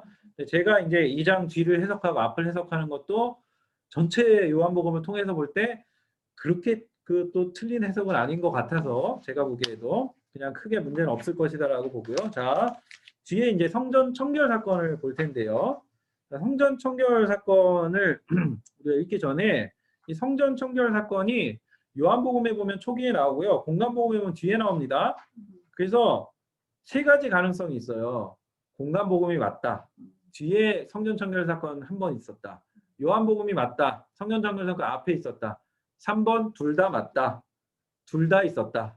자, 그러면 저도 그래서 공간복음 쪽이 더 맞지 않냐. 왜냐하면 공간복음이 시간 순서를 따라서 그렇게 좀 쓰여졌고 요한복음은 조금 신학적으로 이 창의적으로 재해석해서 앞에 일부러 배치했다라고 제가 좀 보고 있었다가 캐나다에서 지금 제 동기가 박사과정 신약학으로 박사과정 하고 있는데 물어봤는데 둘 다 맞지 않냐라는 얘기를 하더라고요. 그래서 그 이후로 요한복음도 그 시간을 중요시하게 여기면서 그래서 여기 보면은 1장, 2장 이런 게 일주일 단위로 나와요. 제가 이거 지금 여기 해석할 땐 강조를 안 하지만 다른 식으로 볼 때는 이게 일주일 단위로 해서 지금 시간이 나오고요. 뭐 이틀이 지나고 뭐 그런 식으로 나오고요. 그리고 또 이제 사건이 두 번 있었다라고 보는 이제 증거들 중에 하나가 사역 초기에 예수님이 성전 청결 사건 때 이 말씀을 하셨잖아요. 성전을 헐라. 근데 나중에 예수님 신문 받을 때 사람들이 이제 증언을 막 하는데 그 증언 중에 하나가 저 사람이 성전 헐라고 했다. 사흘 만에 다시 짓는다고 했다. 근데 이 말도 서로 사람들이 맞지 않는다라고 해요. 예, 서로 기억이 다른 거예요. 근데 왜 그러냐? 성전 청결 첫 번째 사건을 본 사람들이 이게 2년 전에 이제 사건이니까 기억이 서로 달랐기 때문에 이렇게 얘기하는 게 아니냐. 이런 의견도 있는 거고. 그래서 아마 둘 다 그래서 뭐 그 D.A. 카슨이나 이제 크레이그 블룸버그나 데럴복 같은 이제 대표적인 복음주의 그 학자들이 둘 다 맞다라고 이제 최근에는 이제 그렇게 얘기를 한다 그래요. 전반적으로. 네, 그래서 저는 이제 전문가가 아니기 때문에 이런 대세 편승해서 둘 다 맞다라고. 근데 뭐 고집 부려서 뒤에 것만 맞다, 앞에 것만 맞다, 둘 다 맞다 상관없습니다. 우리가 예수 믿고 구원받는데 아무 지장 없기 때문에 네, 그냥 알아서 그냥 믿으시고 이 둘 다 맞는 것이 하여튼 대세다라는 것들 신학적으로 좀 염두에 두시고 오늘 이 본문 보시면 될 것 같아요. 자, 13절에서 17절 다음 권사님 읽어주십시오. 유대인의 6월절이 가까운지라 예수께서 예루살렘으로 올라가셨더니 성전 안에서 소와 양과 비둘기 파는 사람들과 돈 바꾸는 사람들이 앉아 있는 것을 보시고 노끈으로 채찍을 만드사 양이나 소를 다 성전에서 내쫓으시고 돈 바꾸는 사람들의 돈을 쏟으시며 상을 엎으시고 비둘기 파는 사람들에게 이르시되 이것을 여기서 가져가라.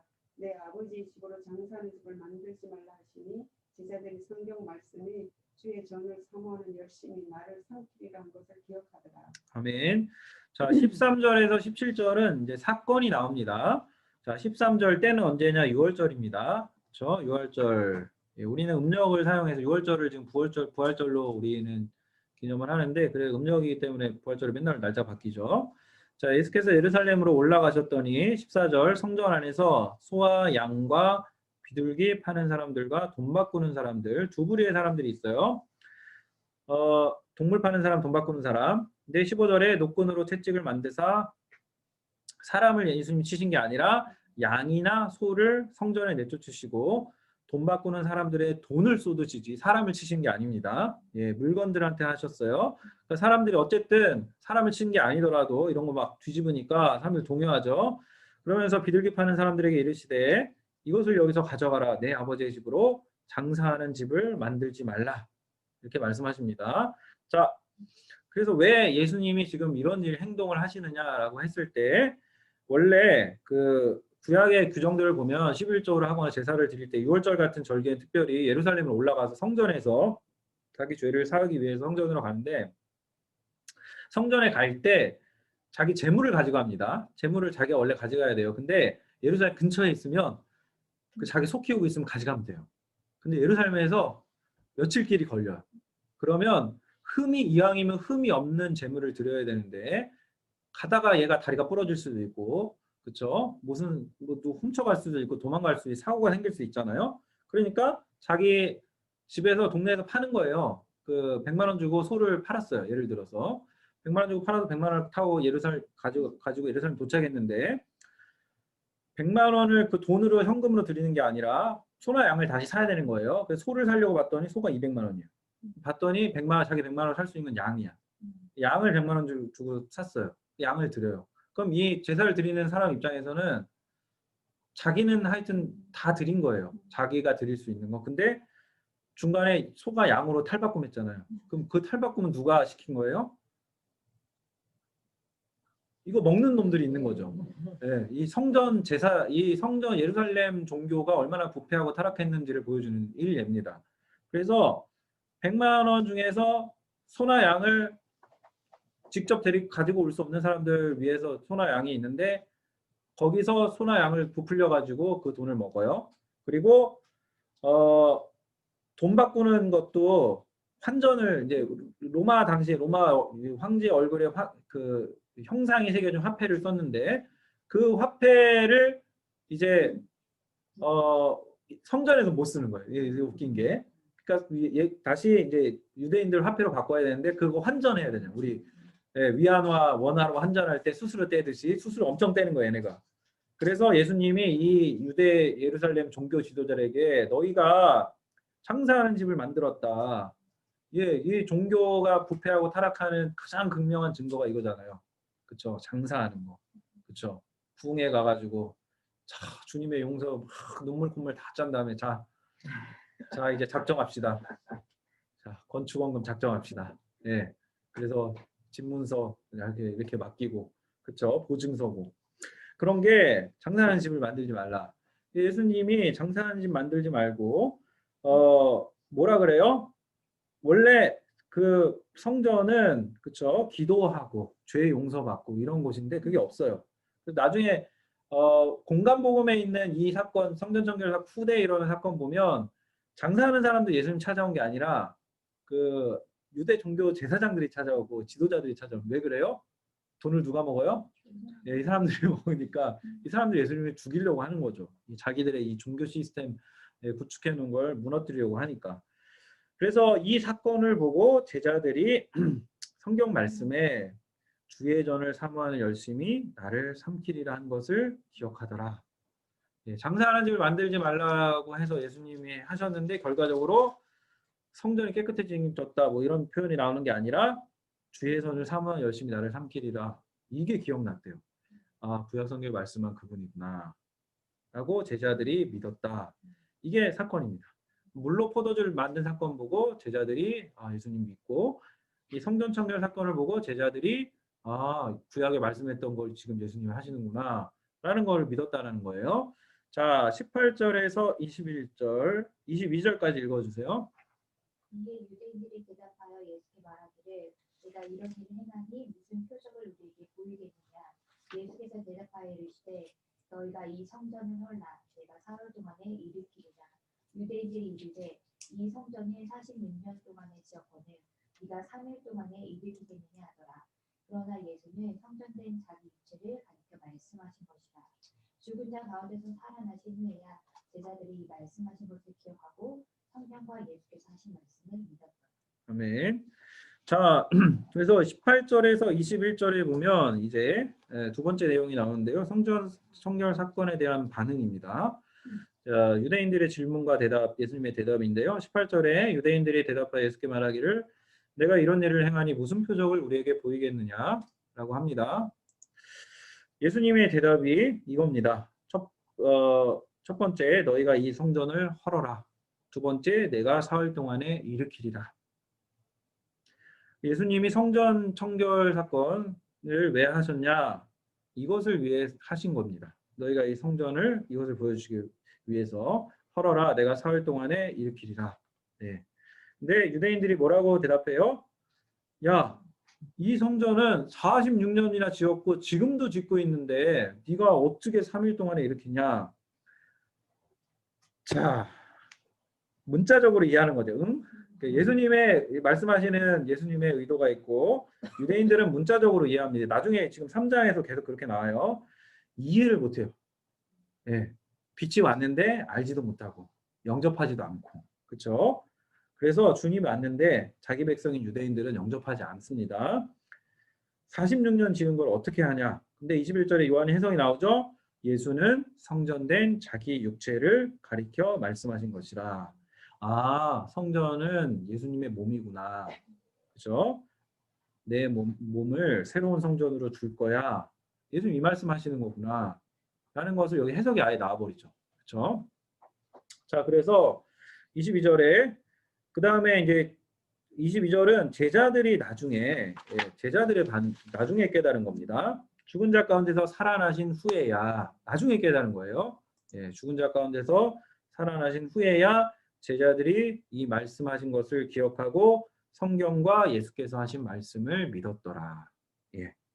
그래서 제자들이 나중에 예수님 이때 이 행동을 하신 게 십자가 고난과 부활에 대한 이야기셨구나. 나중에 승천하고 나서야 깨닫는 그런 내용입니다. 자, 그렇게 해서 지금 성전 청결 사건 지금 여기 이제 반응까지 나왔고요. 그래서 23절에도 마찬가지 앞이랑 비슷한 내용이에요. 6월절에 예수님 계셨는데 많은 사람이 믿었지만 예수님은 믿지 않았다. 사람들을 다 알기 때문에 사람들 의지하거나 사람의 소개를 알기 때문에 의지하지 않았다. 자, 그래서 제가 PPT를 다시 한번 좀 보여드릴게요. 여기 보시면 제가 이제 뒤 사건을 보고 앞을 해석하겠다고 말씀을 드렸죠. 자, 보시면 2장 내러티브가 이거예요. A, B. 첫 번째가 가나 혼인 잔치 사건, 세포도주를 예수님이 주신다는 건데 이거 보기 전에 예, 표로 된 거 보세요. 자, 성전 청결 사건이 있고 말씀에 대한 그 예수님 말씀이 있죠. 유대인들이 질문하고 예수님 대답하고 제자들이 훗날 깨달은 게 있었죠. 그럼 그게 무슨 사건이냐?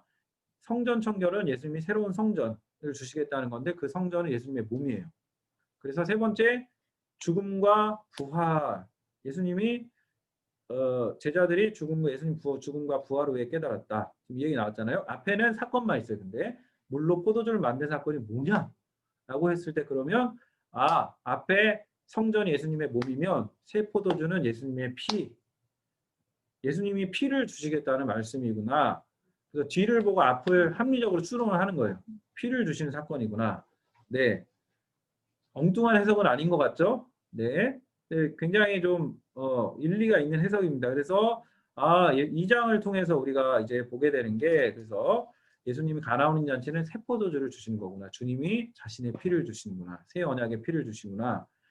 두 번째 성전 청결 사건은 예수님이 자기 몸을 주시는 사건이구나. 새로운 성전을 주시는구나.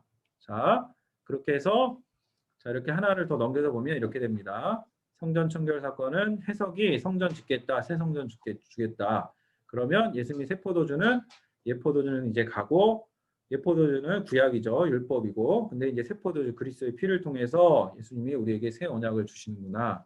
이렇게 이해할 수도 있다라는 것입니다. 그래서 2장 내러티브 주제가 뭐냐 한 장 더 넘기시면 예수님은 새 언약을 주시는 분인데 새 언약이 뭐냐? 새 포도주 주님의 피를 주시고 새 성전 주님의 몸을 주신다. 이렇게 하면 딱 맞죠. 네. 6장 가면 또 딱 맞아요. 이게 우병이어 가면. 네, 그렇게 해서 지금 2장까지 우리가 내용을 살펴봤고요. 자, 그래서 여기 좀 더 우리가 좀 생각해 볼 수 있는 게 지금 앞에서부터 좀 다시 제가 보면은 1장에 보시면 영접하는 자 하나님의 자녀가 된다. 그렇죠? 은혜와 진리를 주시는 분이다. 예수님은. 그게 영접하는 자가 하나님의 자녀가 되고 예수님이 은혜와 진리를 주신다는데 그게 뭐냐라고 했을 때 예수님이 주시는 새 언약이라는 거예요. 새 언약이 뭐냐 했을 때 새 포도주인 피와 새 성전인 몸을 받는 것. 그게 예수님 영접한다는 게 뭐냐? 예수님이 주시는 새로운 몸, 예수님이 자신의 몸으로 주시는 것과 자신의 피로 주시는 것을 받는 것, 그것이 하나님의 자녀가 되는 것이다. 이렇게 묶여져 있다는 거예요. 그리고 이제 그 두 사건의 공통점이 가나 혼인 잔치는 결혼식장이고, 그렇죠? 언약을 맺는 곳이죠. 성전도 언약을 체결하는 곳입니다. 그렇죠? 그리고 시간적으로도 혼인잔치는 잔칫날이잖아요. 그렇죠? 혼인잔치는 잔칫날이고 6월절도 유대인들에게 큰 잔칫날입니다. 이런 공통점이 있고 그래서 이런 시간, 장소, 배경이 서로 맞물려서 진행된다는 거. 네, 그렇죠? 그래서 옛 언약을 맺을 때는 가장 중요한 게 뭐예요? 출애굽기 19장에 보면 이 모세와의 언약의 피로 이제 그때도 맺어지는데 그때는 십계명 율법을 주시고 제사제도 주시고 여러 가지 많이 주십니다. 근데 그래서 뭐 제사장도 세워야 되고 율법도 지켜야 되고 이런 이스라엘의 백성으로서의 정체성을 지키기 위한 여러 가지 구절들이 주어지는데 새 언약은 뭐예요? 예수 그리스도의 보혈, 예수님의 몸인 성전, 그 성전이신 예수님의 몸 이것만 받으면 되는 거예요. 제사장이 없어도 되고 눈에 보이는 성전이 없어도 돼요. 그렇죠? 예수님이 그 성전을 사실은 했다는 거, 성전을 사실은 폐쇄한 거예요. 구약의 성전은 이제 끝난 거예요. 그렇죠? 세대주의 이런 잘못된 믿음 종말론 가진 분들은 지금도 제3성전 뭐 세워져야 된다고 그러고 한국에서 뭐 그런 다큐멘터리 만들고 제3성전 막 그런 얘기하고 제사제도 회복돼야 되고 이게 세대주의 그 프로그램 따라서는 그렇게 되는 건데 전혀 그런 거 아닙니다. 새 언약, 새 이스라엘은 구약에는 이스라엘 국가였다면 새 이스라엘은 교회입니다. 신약인 교회지. 저기 백투 예루살렘 해가지고 다시 복음이 서진해서 굉장히 멋진 비전이죠. 서진해서 예루살렘까지 복음이 전해져 유대인들이 복음을 믿고 회복돼서 거기에 막 새로운 성전이 세워진다. 이거 아닙니다. 네, 이런 프로그램이 멋지긴 한데 많은 성경 헌신자들 불러일으키긴 했는데 신학적으로는 근거가 없는 이야기다라는 거. 네, 그런 거에 그래서 잘못된 유튜브 이렇게 좀 보시고 하시는 분들 많은데 예, 잘 구별을 해야 된다라는 거. 자, 그래서 지금 내용들을 이렇게 살펴봤고요. 제가 이 구조를 계속 상기시켜 드리는 거는 이 구조들을 머릿속에 두면 요한복음이 계속 이제 다 머릿속에 딱 구조별로 탁탁탁탁 생각이 나거든요. 네. 그래서 저희 같은 목회자들도 예, 덥죠. 네. 공기가 예. 자, 우리 정립사님이 공기순환 담당으로 하셔서 예, 답답하면 좀 끄시고 추우면 켜시고. 네. 자, 이렇게 해서 1장에 자, 기억을 해볼게요. 1장에 세 단락이 있었습니다. 첫째 단락이 뭐였어요? 자, 줌으로 보시는 분들 혼자 대답하세요. 첫째 단락. 첫째로 뭐예요? 저자 요한. 예, 저자 요한이 뭐라고 얘기했어요? 두 가지. 영접하는 자 하나님의 자녀가 된다. 그리고 예수님은 은혜와 진리를 주신다. 자, 두 번째는 세례 요한의 진술이었죠. 세례 요한이 뭐라고 두 가지 얘기했어요? 세상죄를 지고 가는 하나님의 어린 양이 예수님이다. 그리고 예수님은 성령으로 세례를 주시는 분이다. 자, 이게 두 가지 진술이었고, 세 번째는 제자들의 고백이 있었죠. 그 고백에 이렇게 특징적인 건 없고 우리가 메시아 만났다 이런 고백들이 있었어요. 자, 그리고 지금 2장에서 본 건 뭐예요? 예, 두 가지 사건이 네, 그렇죠. 혼인잔치랑 성전 청결 사건이었는데 혼인잔치에서는 예, 예수님이 기적을 일으키시고 두 가지 혜택이 있었죠.